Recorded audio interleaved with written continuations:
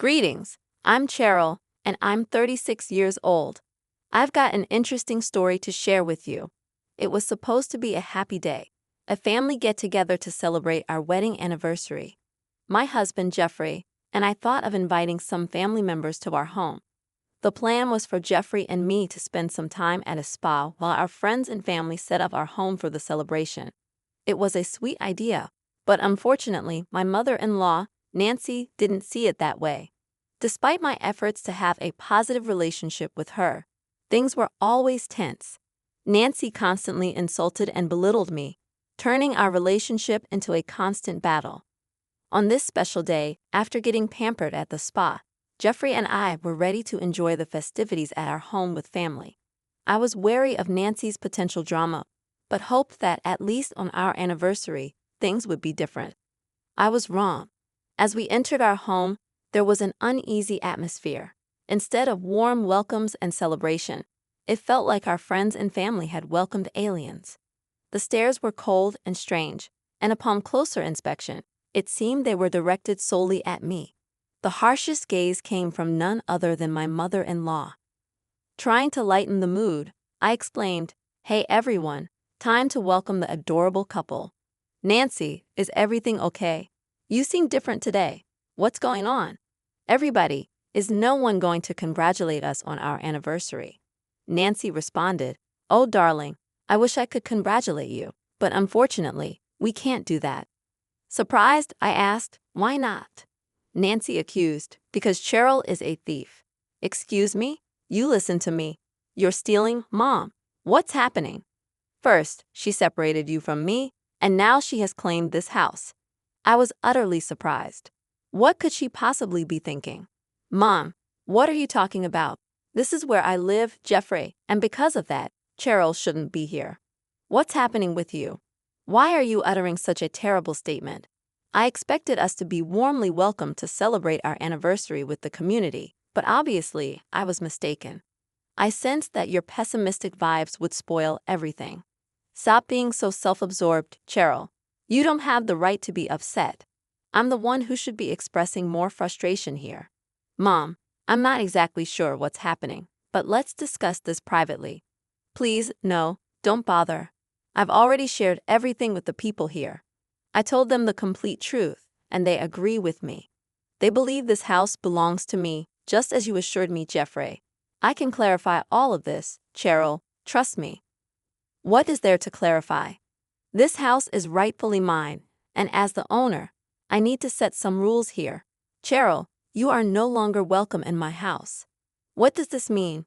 "You have 3 choices. I'm giving you a serious choice. You can either leave this house right now or go through with a divorce and return my son to me. The decision is yours." I couldn't believe what I was hearing. How could she be so unkind? I looked at Jeffrey with confusion, but he returned a similarly puzzled expression. "Listen, Mom, I want to salvage this day, okay? It's meant to be a joyful celebration, and I don't want your behavior to spoil it." "Behavior? Oh, come on. We only have the photographers and caterers here for a short time. Let's all calm down, enjoy the moment, and perhaps after we have some nice pictures and good food, we can discuss this more calmly."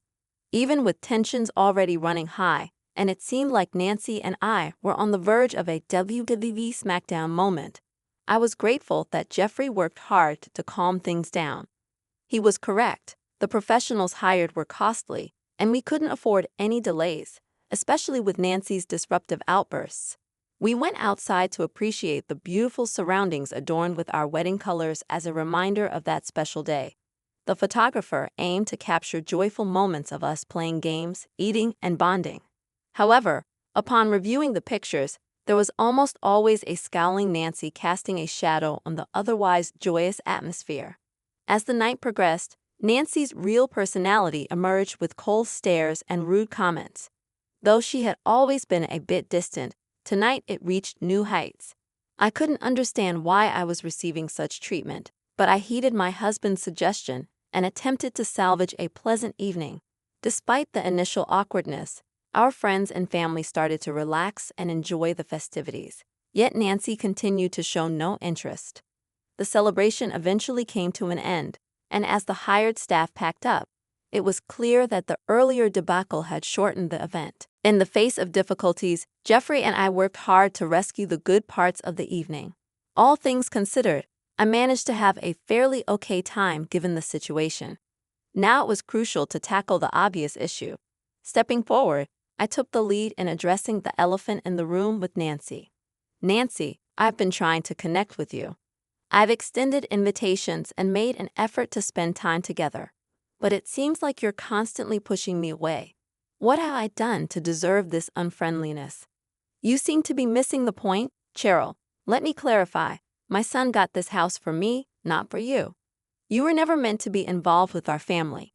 As I processed her hurtful words, memories rushed in of all the instances when Nancy's unfriendly attitude had affected us.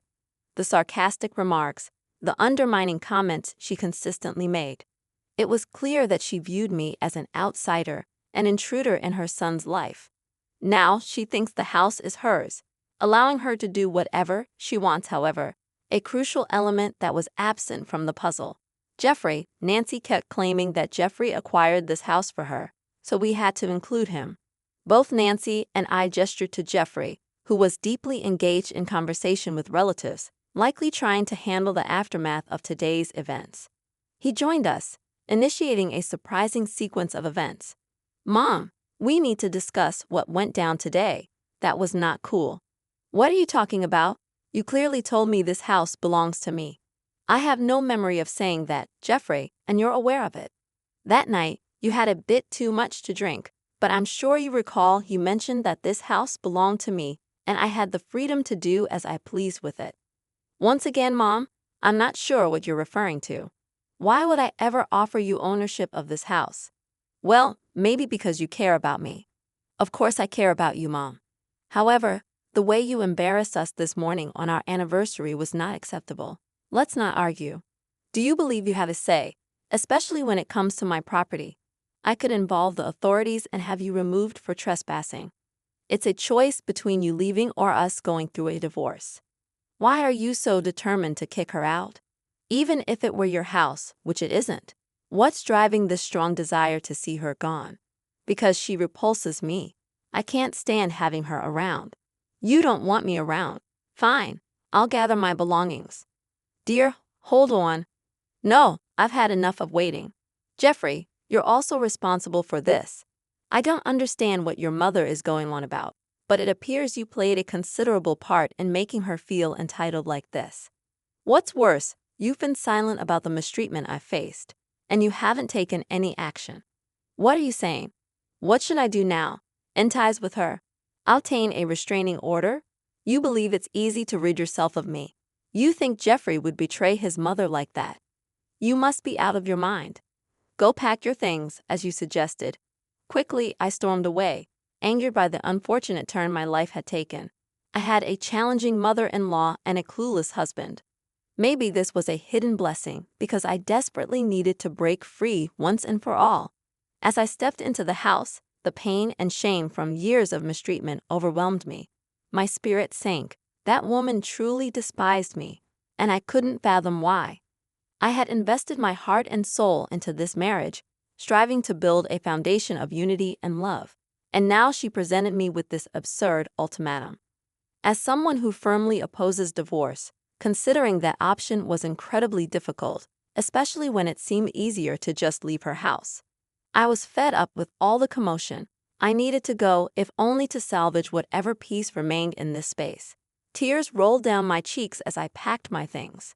It promised to be a night of tears and packing, but I was determined to finish quickly so I wouldn't have to endure that woman's presence any longer.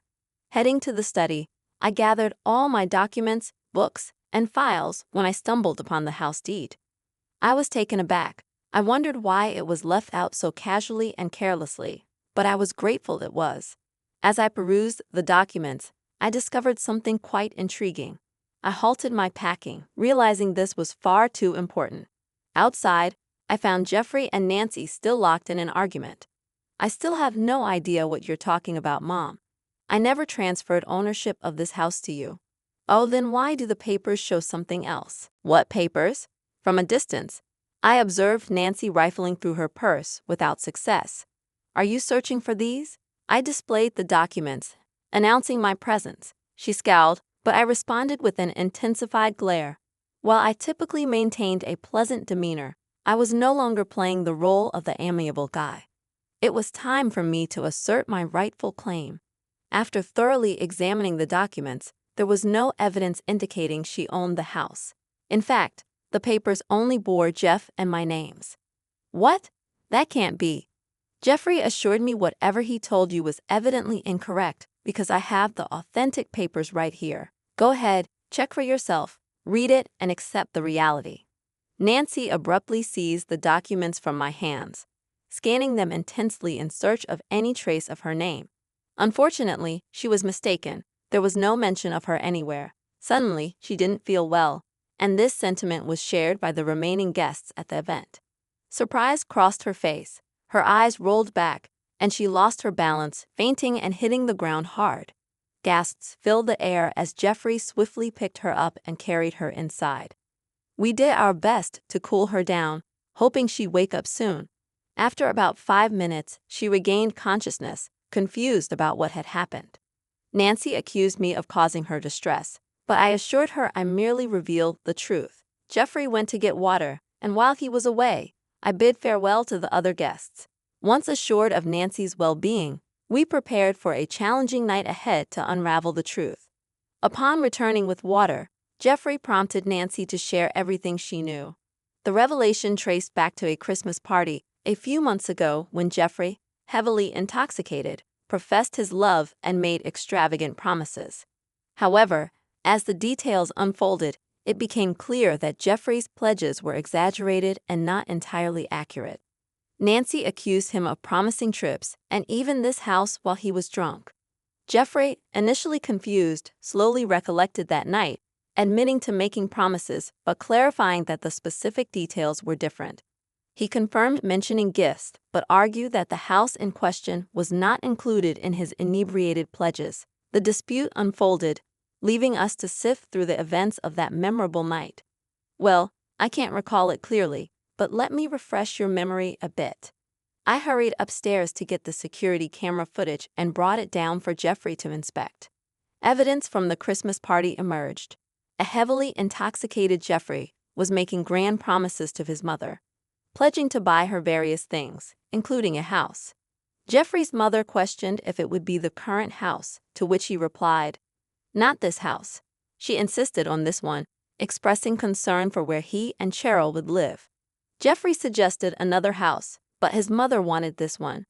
She demanded he put the house in her name, to which Jeffrey reluctantly agreed. Suddenly, Nancy, who had been watching the iPad, looked guilty, like a child caught shoplifting. We asked her to explain herself. Nancy stuttered, revealing that she was aware of the plan all along. Surprisingly, she fainted during the revelation. Quizzing her on the act, we questioned why she pretended to be shocked as she knew the plan. Jeffrey accused her of orchestrating a fainting episode for sympathy and attention. Criticizing her further, he expressed disbelief that she allowed his mother to fall. Frustrated, Jeffrey confronted his mother, accusing her of taking things too far and manipulating people. He accused her of ruining their anniversary for the sake of acquiring the house, declaring that she would get nothing more from him. Jeffrey removed her from his will. Both Nancy and Jeffrey were stunned. In a shocking turn, Jeffrey kicked his mother out of the house, leaving her flabbergasted by his newfound assertiveness. This departure from his usual groveling shocked her. Jeffrey was fueled by anger and had finally stood up for himself. Faced with disappointment, he bravely decided to ask Nancy to leave our home and remove her from our inheritance. The very next day, he sought advice from family lawyers to make sure this decision was in progress. It was an important move to protect our future and ensure fairness. As time passed, it became clear how upset and desperate Nancy was. She constantly contacted Jeffrey, calling and messaging him without pause. Yet, Jeffrey remained firm in his choice, dismissing her efforts to control him. He promised to protect me from any harmful actions planned by Nancy or others who posed a threat. Meanwhile, I enjoyed the newfound tranquility and safety within our home.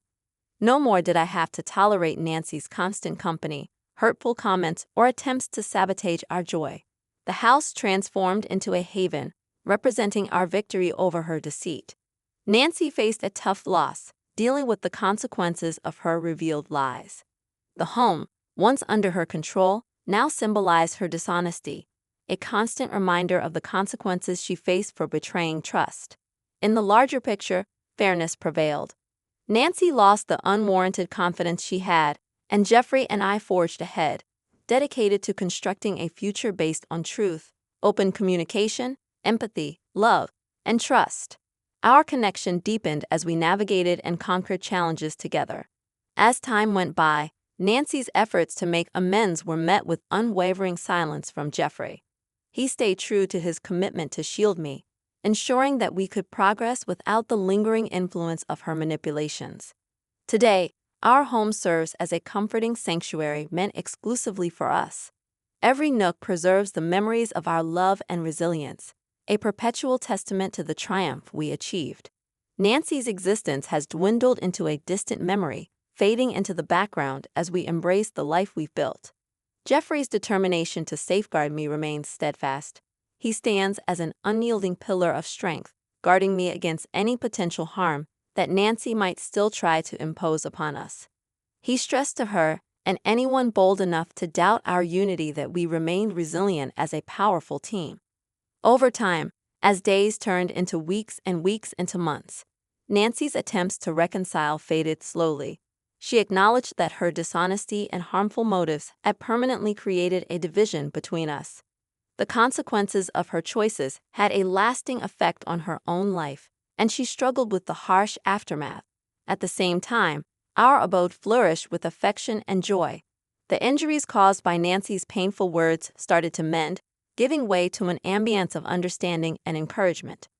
Jeffrey's steadfast commitment to our well-being was apparent in every gesture and utterance. Collectively, we preserved this haven, a space where we could flourish and evolve, shielded from the negativity of bygone days.